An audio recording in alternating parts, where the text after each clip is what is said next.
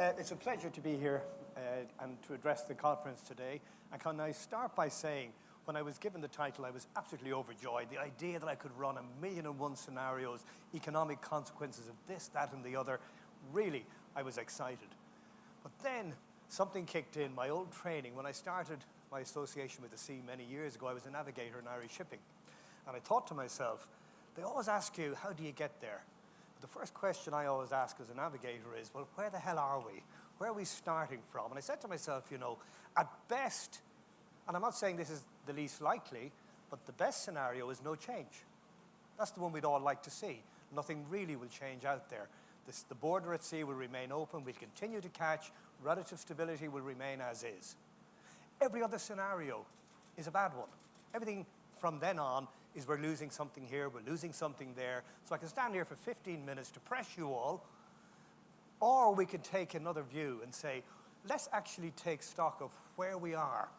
Ask ourselves, what capacity do we have as an industry, a catching sector, to face the future? And how have we overcome adversity in the past? And I thought back over the last 10 years, we've collected a lot of economic data, and we've probably weathered one of the worst storms in the catching sector probably in memory, and that was the fuel crisis. So let's just take a slightly different view.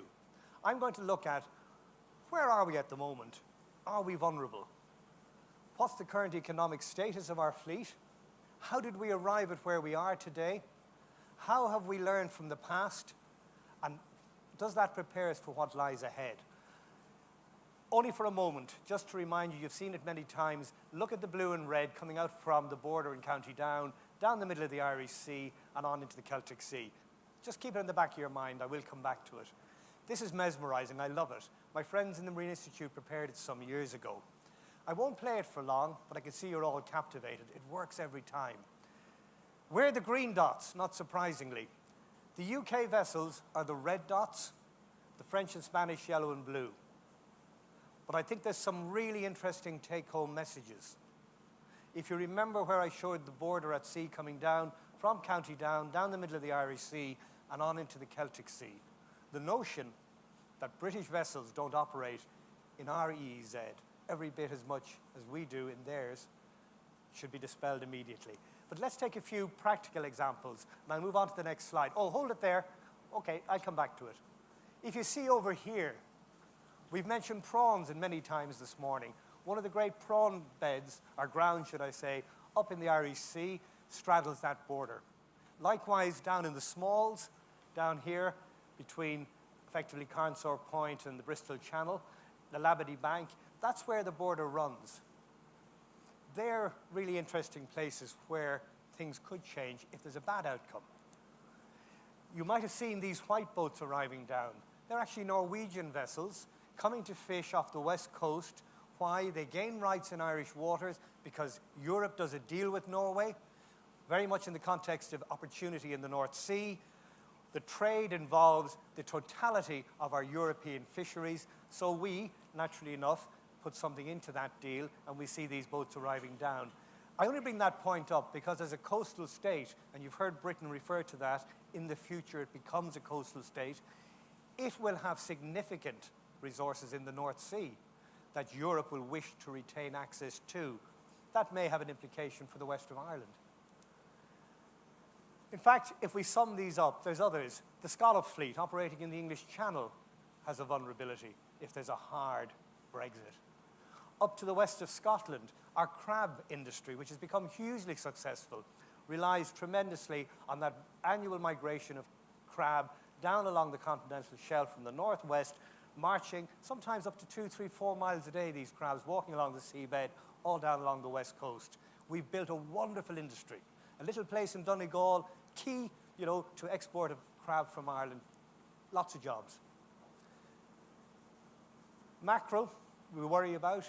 We do catch a significant amount of our mackerel off the west of Scotland. A bad deal could see that threatened. But let's not forget, it's not one-sided. One thing I would mention that might, miss the average looker, the red dots. I'm following one over time here, that one with the arrow on it. The interesting thing is, that boat's not going back to Cornwall, it's going to Vigo.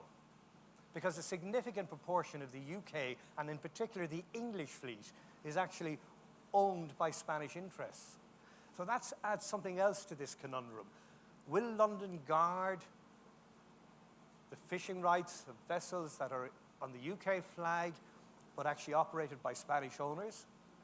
Will the small fishermen of Cornwall and Devon who look for this great new sovereign rights over their seas suddenly realize that this fleet is now going to be displaced? They fish to the west of Ireland. Now suddenly, it's a two-way. If we're out, you're out. Those boats will all now be fishing over there. And that's not necessarily going to go down very well in North Devon or Cornwall. In fact, if you look at the broad balance, you know, you'd ask yourself, what's the big deal here? UK vessels catch something in the order of 60,000 tons, 64 million worth of fish in Iascaigh, and something not very different we catch in theirs. What is different is what we catch, and that's where my point about Spanish interests come in. If you look here, it's hake, monk, and megrim. We don't even know what megrim is. It's what the Spanish eat. They eat flatfish. Hake, another great favorite, along with monkfish. We, on the other hand, are catching nephrops, and I've shown you those grounds. Okay, with that background, let's have a quick look at the economic status of the fleet. And I'm going to go right back to 2008, and I'm looking at the overall fleet on the basis of about $250 million in income. We were generating a net profit of somewhere around 45 million. Not a huge amount, but our fleet was in reasonably good state. Roll forward 3 years, and suddenly our national fleet was losing 70 million. You know, how do you stay in business if you're losing money? How do you invest in the future? How do you replace your boat?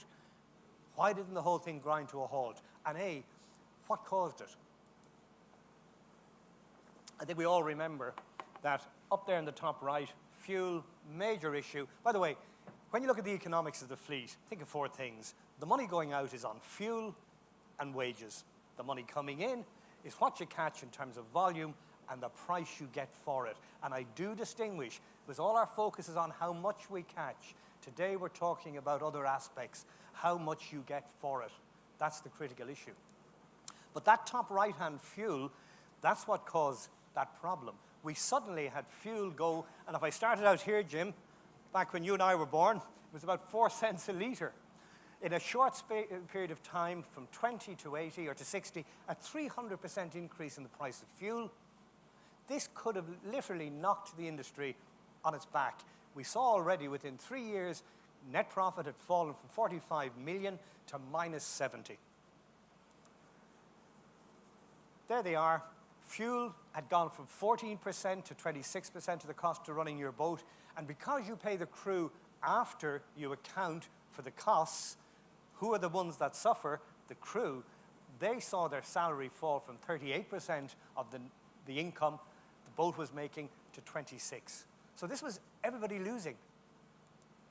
Now, the funny thing is, we tend to forget, after that sudden recovery in the fuel prices, we entered another period with a sustained fuel problem.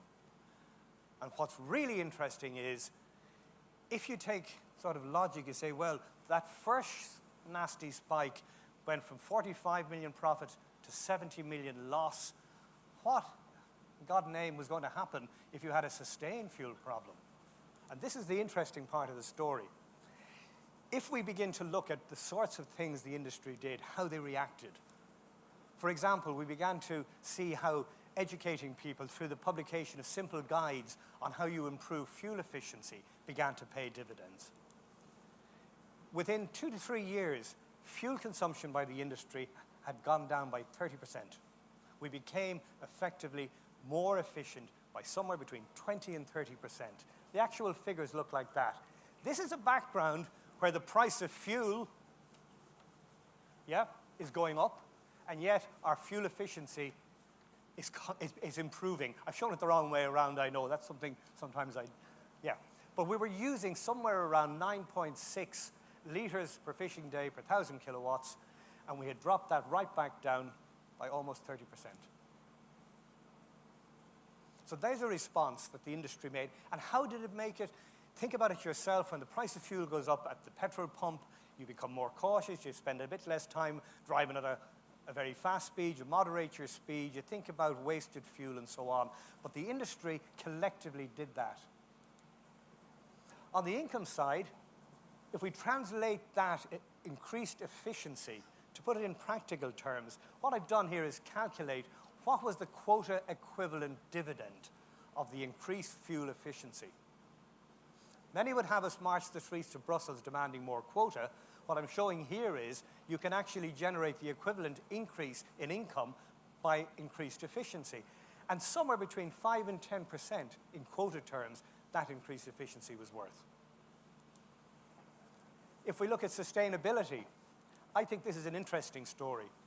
Back in the old days when the policy started first in '82, to make the books balance, fish were given out really to satisfy member states. They became known as paper fish. They were never there and they were never really caught. But by the reform of the common fisheries policy in 2002, already the stakes had been set. Europe had decided we would stop overfishing. They brought a number of things into place. One of them was a realigning of the scientific advice and the quota advice, and you see a sharp reduction, well-intended, towards sustainability. But what I think is really interesting, and this is a take-home message, since we've made that adjustment, from about here on, that's the totality of Ireland's quotas. What really jumps out at me is how steady they are. There hasn't been any more quota drama. In fact, if you look at it from about 2007 on, yes, we're up and down, but there's a general sense of recovery starting to occur. If we talk to the Marine Institute, we're finally beginning to see it won't happen everywhere all the time, but stocks are showing recovery. So at least from the point of view of quota, there's no major threat there. One thing we did in Ireland was we intervened structurally. Some said maybe subsidise fuel. Actually, what we did was something more dramatic. We did decommission quite a large proportion of our polyvalent fleet. Now, let's be clear. Ireland has a shortage of competent fishermen. We rely on migrant workers coming in to often man our boats. All of the people displaced here all got jobs on other boats. But what it did allow people to do, older fishermen with very old boats were able to exit, get a decent pension, and it meant that the quota that we've now seen to be relatively steady is shared out amongst fewer boats. We took about 25% of the polyvalent fleet out. That had a major impact. The same amount of fish with fewer boats. And the polyvalent fleet, or the demersal fleet as we might call it, showed its response quite quickly. The decommissioning really happened around 8 and 9, and in fact, that big minus 70 million we saw in the fleet overall was not reflected in the demersal fleet. It actually began to recover much more quickly. The other thing, though, was the industry showed its ability to innovate. These are the fish prices for a typical basket of cod, haddock, hake. I could have put anyone's up there. And what strikes me is, yes, there's been some price growth, but there's nothing really to write home about. Over here with cod, a species which in the Irish Sea and the Celtic Sea is the west of Scotland, is in short supply. 1 million tons in the Baltic and off Norway. We import it, so look at the price. It really hasn't changed much. But around 2008, somebody came up with the idea of putting plate freezers on their prawn boat. And I do remember heading down to a meeting with the industry. I think we had it halfway between Dublin and Cork, to be told in no uncertain terms that this was madness and we should not be doing it. Now, people stuck with it. I'll come back to that in a moment, but between 2008 2012, we invested about 5 million equipping boats to actually freeze their prawns on board and quickly get them to market in a very high quality fashion. This is the outcome. The price increase in prawns, and I will accept that on the left, 2008, prawns were at a particularly low year, but we saw dramatic price increases. In fact, your top quality prawns, and there's plenty of people from the industry here, we're talking, Patrick, around 10, 12 euros a kilo. We were back there somewhere around 3. Now, that's a use of innovation that has made a difference. So, let's look at it. We've already mentioned fuel efficiency. Look at the outcome. Starting in 2008, there's our minus 70. Against a backdrop where we now know there was a second fuel crisis, by doing the types of things we've talked about, innovation, increased competitiveness, deeper efficiency, the industry, along with decommissioning, the industry has shown it can recover and overcome that. And I think this is a really good news story. The net profit actually recovered against a backdrop of increasing fuel prices. It didn't just stop there. I've said there's a link between the wage you take home and the amount of fuel you spend on the boat. Back in 2008, average wage across the sector was a paltry 12,500. 2008, 9, 10, 11, 12, 13, 14. By 2017, across the industry, we're back at an average wage of around about 35,000. So, I mean, there really is a success story there, overcoming adversity. The polyvalent fleet, we've mentioned them a number of times. Likewise, very good performance. Here we're looking at their fishing income. Again, the improvements we've seen through innovation leading to increased income, coupled with decreased fuel expenditure, outcome, net profit increasing, salaries increasing. Yeah. I do want to finish with a note of caution, though, because it's not always just a totally good news story. And certainly the analysis that I've been doing, looking at the data over the last 15 years, I would now become a little bit worried about our over-reliance on prawns and mackerel, two stocks that really define our sector, the pelagic sector, mackerel, and to some extent the polyvalent linked with mackerel, but particularly now prawns. And I think one of the things I would say, that spirit of overcoming adversity through innovation, efficiency, and competitiveness must drive our thinking. We need to think about diversification. We need to start looking at opportunities beyond the obvious, and I will commend there are those in the sector who are going out there and looking at new species, and it is expensive because, you know, if it fails, there's no income. But that entrepreneurial spirit should be nurtured. We need both to look at other opportunities, and I'm going to say it again. We must not kill the goose that laid the golden egg, and that's my worry about prawns. They got us through the last crisis, but they may not be sufficient to get us through the next. We have to start thinking beyond that. Okay, I think I'll leave it there. I probably overstood my time, Jim, but hopefully there's a message coming out of it that, to me at least, the industry at an economic level is in a good place. It has come through a significant period of adversity. It has responded correctly. It has built up some economic what's the word I'm looking for? There's a bit of an economic buffer there. But we don't know what's coming. And I think rather than worry about what might happen or what might not happen, the message I would give is stick to the basics. Get that efficiency. And I'm going to go back because there was one slide, Jim. I'm sorry. Can I go back? Too late. The one thing that came out to me was fuel efficiency in the polyvalent fleet has slipped back 25%. We're putting our foot on the pedal again, and we're starting to burn too much. So they're the sort of messages I want to leave you with. Thank you.